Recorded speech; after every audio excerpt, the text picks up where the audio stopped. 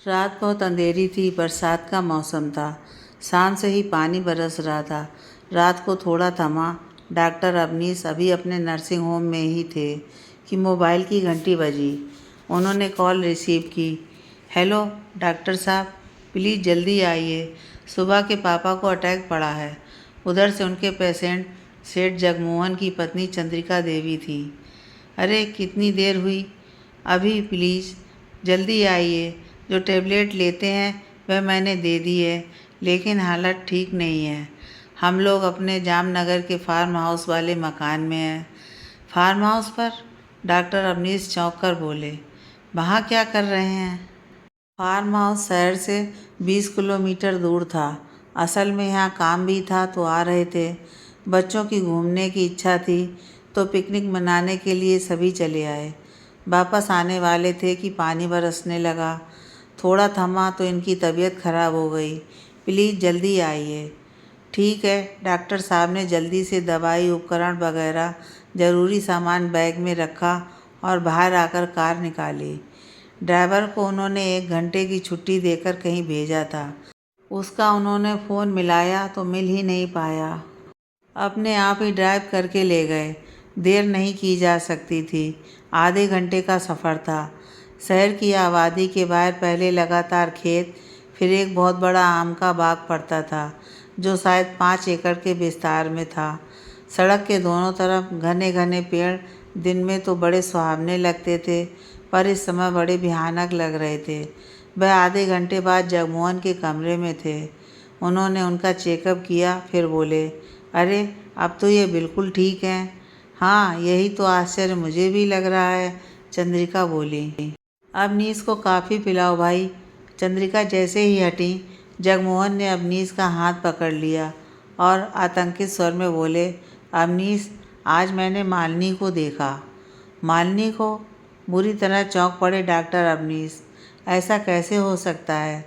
मैंने भी ऐसा ही सोचा था, लेकिन मैंने अपनी आँखों से देखा है। यहीं खिड़की पर ही तो थी, मैं कैसे भूल सकता हूँ। डॉक्टर साहब गहरी सोच में डूब गए। उसके बाद घबराहट में मेरी ऐसी हालत हो गई। चंद्रिका ने समझा अटैक पड़ा है। डॉक्टर साहब ने सांत्वना में उनके कंधे थपथपाए। डोंट वरी, ज़्यादा काम में तुम्हारा दिमाग थक गया है, तभी उल जलूल विचार तुम्हारे दिमाग में आते हैं। ये दवाई लो, आराम करो। अच्छा, अब चलता हूँ। चंद्रिका बाहर तक छोड़कर चली गई। कार अब वापस उनके घर की तरफ दौड़ रही थी। एक अजीब सी बेचैनी उनके मन में थी। कई प्रश्नों ने उनके दिमाग को जकड़ रखा था। उनकी कार आम के बाग में आई तो एकाएक उन्होंने सड़क के बीचों बीच एक युवती को देखकर ब्रेक लगाए। किर्र की आवाज़ के साथ ही कार बिल्कुल उसके पास ही जाकर रुकी। उन्होंने कहना चाहा कि क्या मेरी ही कार के नीचे आकर मरना है, पर वह दिखाई ही नहीं दी। कहीं गिर तो नहीं पड़ी। उन्होंने चारों तरफ देखा, पर जहाँ तक हेडलाइट की रोशनी पड़ रही थी वह कहीं दिखाई नहीं दी। वह आश्चर्य के सागर में गोते लगाते हुए फिर कार में बैठ गए। हाय अभी, खनकती आवाज़ सुनकर जैसे ही मुड़कर उन्होंने पीछे वाली सीट पर देखा तो आश्चर्य से उनकी आंखें फैल गईं और फिर वह बेहोशी की आगोश में डूबते चले गए। प्रातःकाल की चहल पहल ये मनहूस खबर भी लेकर आई कि डॉक्टर अवनीश लापता हो गए हैं। उनकी पत्नी डॉक्टर मधु और पुत्र कमल सेठ जगमोहन के फार्म हाउस पर पहुँचे, लेकिन वहाँ से यहाँ तक उनकी कार और कोई निशान नहीं मिला। हर परिचित संबंधी के यहाँ खोज खबर करने के बाद आखिरकार रिपोर्ट दर्ज करवा दी। आकर्षक व्यक्तित्व का स्वामी इंस्पेक्टर प्रशांत बेहद चुस्त, कर्मठ और ईमानदार होने के कारण रिश्वतखोर अधिकारियों और ले देकर मामला रफा दफा करने वालों की आंखों में बेहद खटकता था। लेकिन वह इन मामलों में घुसता था, उसकी तह तक पहुंचकर ही दम लेता। वही घाघ इंस्पेक्टर अवनीश के मामले में विवेचना कर रहा था। जगमोहन से पूछताछ करने के बाद अब उनके यहाँ आया था। मधु से पूछताछ करने के बाद उनके बेटे कमल से पूछताछ की। फिर उनके सामान की छानबीन करनी चाहिए जिससे कुछ क्लू मिल सके। मधु ने बताया कि उनके स्टडी रूम में एक अलमारी है जो उन्होंने कभी खोलने नहीं दी। उसको भी बड़ी उत्सुकता रहती थी कि आखिर क्या है जो छूने नहीं देते, पर उन्होंने कसम दे दी थी, इसीलिए कभी खोली नहीं। लेकिन आज उनके गायब होने पर उसको खोलना आवश्यक हो गया था। अलमारी को खोला गया। उसमें लाल जगमग करता कीमती दुल्हन का जोड़ा रखा था। उसमें पूरा मैचिंग श्रृंगार, चूड़ियाँ आदि सामान रखा था। जैसे ही वह उन्हें उठाकर देखने लगा, उसे एक डायरी दिखाई दी। डायरी खोली तो उसमें एक अत्यंत खूबसूरत लड़की की फ़ोटो रखी थी।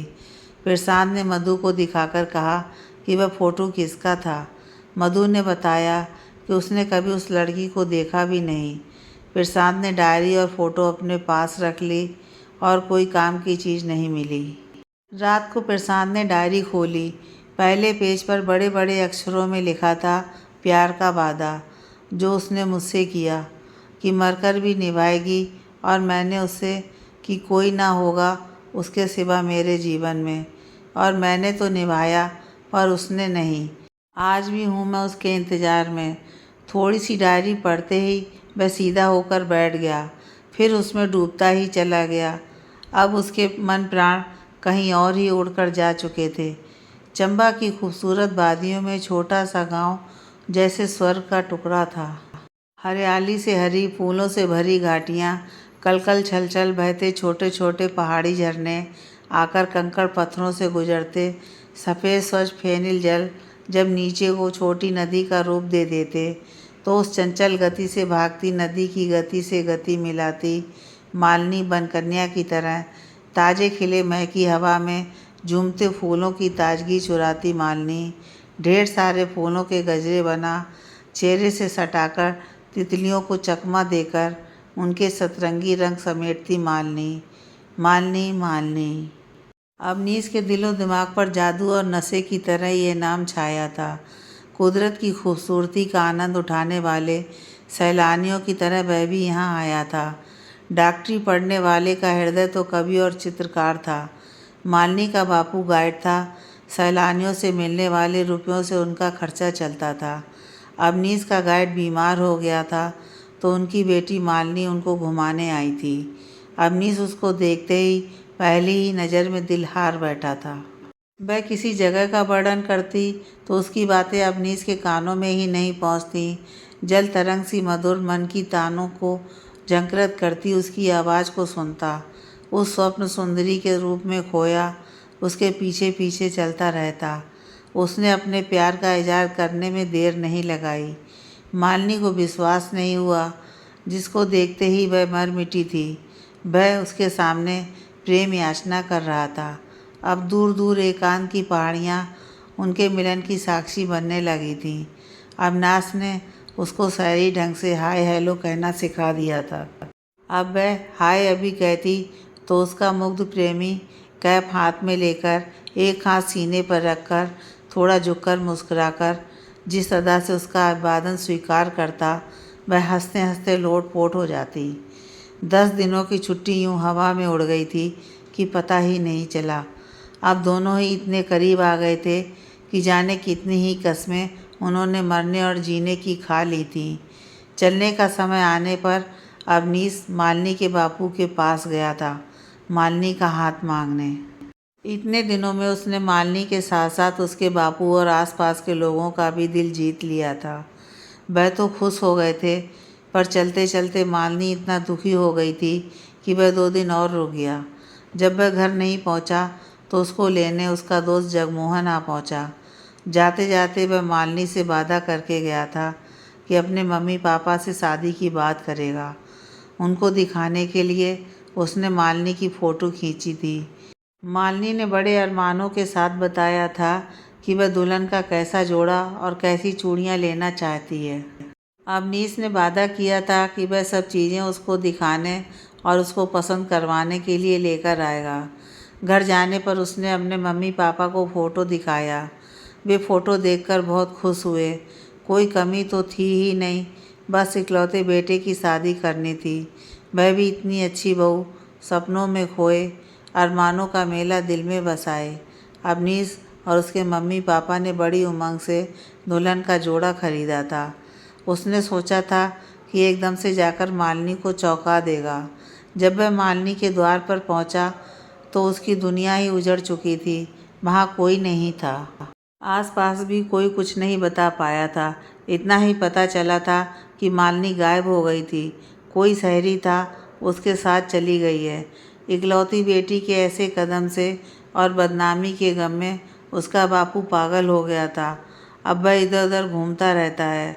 टूटे दिल से हारे हुए जुआरी की तरह वह वापस आ गया था। उसका तो दिल टूट गया था। जान से बढ़कर जिसको चाहा उसने ऐसा क्यों किया। वह सारा सामान उसने अलमारी में बंद कर दिया था और फिर अपना सारा जीवन अपने हॉस्पिटल में लगा देने का फैसला किया। पर माँ बाप ऐसा कैसे होने देते। उन्होंने डॉक्टर मधु से रिश्ता करना चाहा। उनके जोड़ देने से वह मधु से मिला तो वह हैरान रह गया। मधु ने किसी और से प्यार किया था और अपना तन मन समर्पित कर धोखा खा बैठी थी। प्यार की निशानी के लिए तन और टूटा हुआ मन लेकर जीने की हिम्मत नहीं रह गई थी। उसे ढेर सारी नींद की गोलियां खाने से अविनाश ने बचा लिया था। अब दोनों का जीवन वीरान था। उसका जीवन बचाने के लिए उसने मधु से शादी कर ली थी। उसके बेटे कमल को अब बाप का नाम मिल गया था। पिछले साल मम्मी पापा की एक्सीडेंट में मृत्यु हो गई थी। अब तक समर्पित भाव से किए गए काम से मधु और अवनीश का नर्सिंग होम नामी हॉस्पिटल बन चुका था। डायरी खत्म हो चुकी थी। प्रशांत सोच विचार में डूबा था। सवेरे जब प्रशांत ड्यूटी पर पहुंचा तो उसके लिए खबर तैयार थी। सेठ जगमोहन घायल अवस्था में हॉस्पिटल में भर्ती थे। जगमोहन से मुलाकात करके मैं मधु के पास आया और कहा, चलो मेरे साथ चलो अवनीश को लेने। क्या पता चल गया उनका? मधु ने आश्चर्य से पूछा। हाँ, प्रशांत ने जवाब दिया। प्रशांत मधु के साथ चंबा के उसी गांव में जा रहा था जहाँ से एक कहानी शुरू हुई थी। 8 वर्षीय कमल को उसके नाना नानी के यहाँ पहुँचा दिया गया था। सफ़र जारी था और उसी के साथ साथ प्रशांत की सोच विचार का सफ़र भी जारी था। प्रशांत जगमोहन से पूछताछ करने 2 बार जा चुका था। पहली बार ही उसे जगमोहन का चरित्र संदेहास्पद लगा था। आगे वह कुछ कदम उठाता उससे पहले ही वह हॉस्पिटल पहुंच गया था। वहां जगमोहन उसे खस्ता हाल, आतंकित, बदहवास हालत में मिला था। उससे पूछने पर जो कहानी पता चली वह इस प्रकार थी। अवनीश जब घर वापस नहीं पहुंचा तो उसके मम्मी पापा ने उसके दोस्त जगमोहन को भेजा था। जगमोहन ने वहां पहुंचकर उस रमणीक पर्वतीय अंचल की मनोहर रंगभूमि में मेनका सदृश मालिनी का रचा प्यार का मोहक स्वप्न संसार देखा तो पल भर के लिए वह हतप्रत रह गया और उसी पल अवनीश मालिनी के सुख संसार को जैसे राहु की कुदृष्टि के पिछदर ने डस लिया। उसके मन में अत्यंत गहरी ईर्ष्या का उदय हुआ और वह अवनीश के स्थान पर स्वयं को स्थापित कर मालिनी के सपने देखने लगा। दूसरे दिन जगमोहन अवनीश के साथ चला गया था, पर उसी पल से वो रात दिन मालिनी को हासिल करने के ख्वाब देखने लगा था। वह इसी उधेड़-बुन में लगा रहता था। कोई समाधान ना निकलने पर उसने एक अत्यंत कुटिल योजना बना डाली। 2-3 दिन बाद वह हड़बड़ाया हुआ मालिनी के घर पहुंचा और अत्यंत घबराए हुए पर रो देने वाले स्वर में उसने बापू को बताया कि अपने अविनाश का एक्सीडेंट हो गया है और वह मालिनी मालिनी पुकार रहा है। मुझे आप लोगों को लाने के लिए भेजा गया है। मालिनी को यह सुनकर जैसे होश ही नहीं रहा। उसके बापू ने अपने जीवन भर की जो भी जमा पूंजी थी वक्त बेवक्त ज़रूरत के लिए साथ रख ली और मालिनी को लेकर जगमोहन के साथ चल दिया।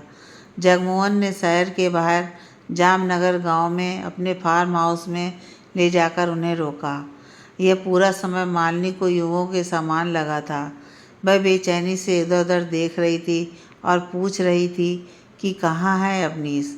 अरे रुको तो सही, थोड़ा सुस्ता लो, खा पी लो, फिर हॉस्पिटल में चलते हैं। उसकी टाल मटोल से मालिनी आशंकित हो उठी थी। इस एकांत में फार्म हाउस में जहाँ दूर दूर तक कोई नहीं था, कुछ अनहोनी होने पर वह क्या करेगी। उसके दिमाग में खतरे की घंटी बज उठी थी, पर कर भी क्या सकती थी। वह विश्वास की मारी गई थी।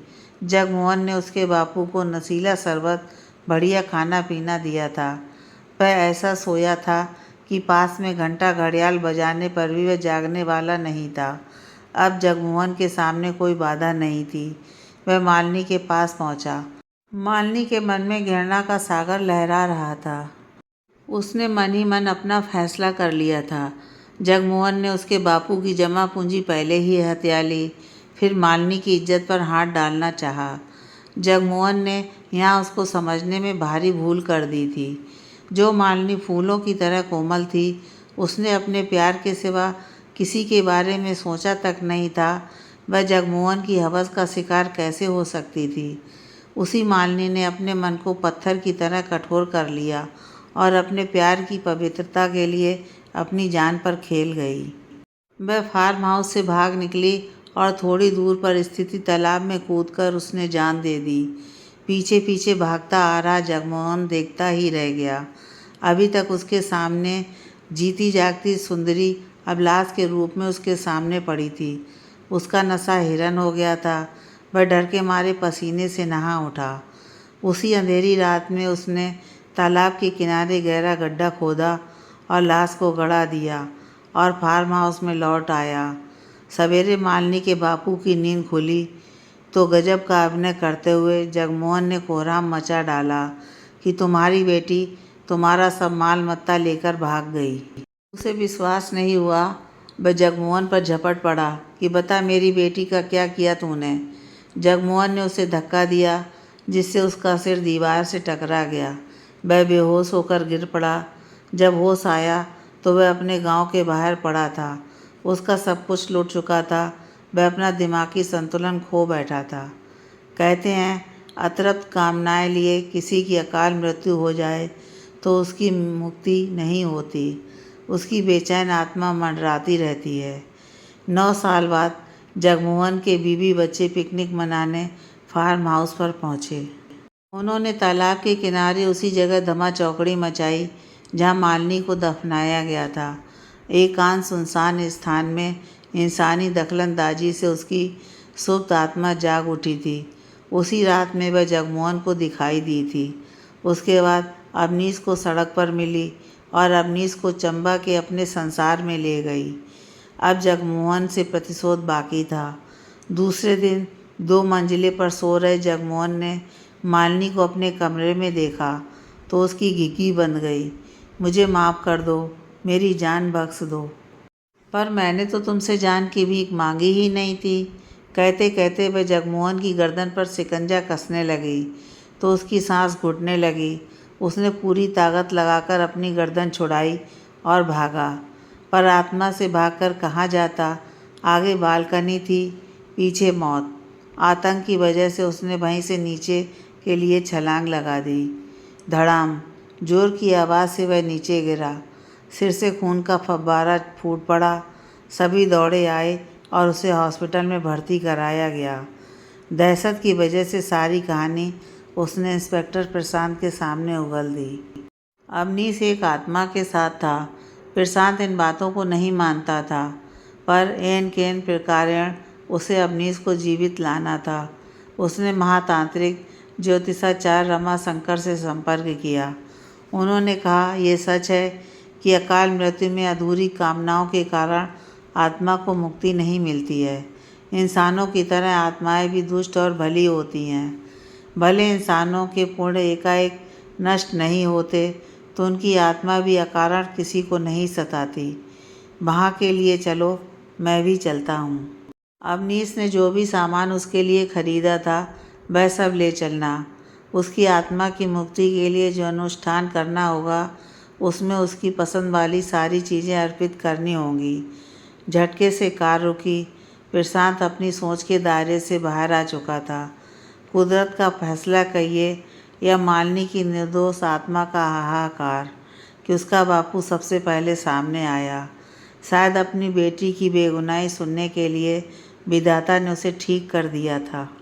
अवनीश ने कार में हाय अभी कहती मालिनी को जैसे ही देखा वह सम्मोहित हो गया था।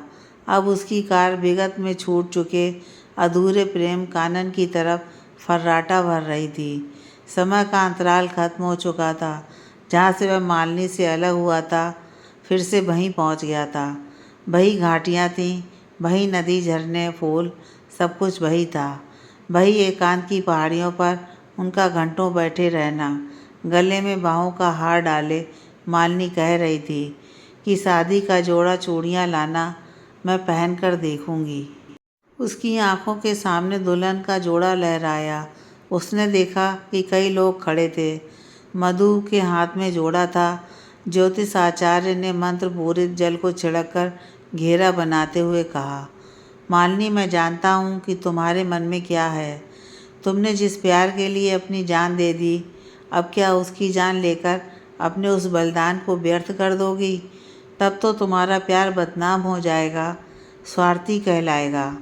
आत्मा और इंसान का मेल नहीं होता है। तुम्हारा प्यार सच्चा है तो अगले जन्म में तुम्हारा प्यार तुम्हें ज़रूर मिलेगा। मालिनी रो पड़ी, सिसकते हुए अपने कपड़े ले लिए। अगले क्षण सबने देखा, जगमगाते कपड़ों में दुल्हन के लिबास में मालिनी खड़ी थी। आंसुओं से झिलमिलाती आंखों से उसने अवनीश से कहा, मेरे बापू का जिम्मा आपका है। उसके बाद वह आंखों से ओझल हो गई। सभी लोग वहाँ से शहर वापस आए। खबर मिली कि जगमोहन की मौत हो चुकी है। मालिनी का प्रतिशोध पूरा हो चुका था। फार्म हाउस वाले तालाब के किनारे अवनीश ने मालिनी का विधि विधान से दाह संस्कार किया। जलती चिता से एक ज्योतिपुंज निकला और आकाश की ओर उठता चला गया। अवनीश ने नम आँखों से उसे विदाई दी। अब मालिनी के घर की जगह एक शानदार गेस्ट हाउस बना हुआ है, जिसका नाम है मालिनी भवन। इसमें एक अत्यंत सजे हुए कमरे में एक खूबसूरत लड़की की आदमकद तस्वीर लगी हुई है, जिसके नीचे बड़े बड़े अक्षरों में लिखा है, प्यार का वादा उसने मरकर भी निभाया। उसके बारे में कई कहानियाँ फैली हुई हैं, जिन्हें सैलानी सुनते हैं, उसे देखने ज़रूर आते हैं। कुछ ऐसी कशिश है उस तस्वीर में जो सबको बरबस खींच लाती है। अवनीश हर साल यहाँ आता है।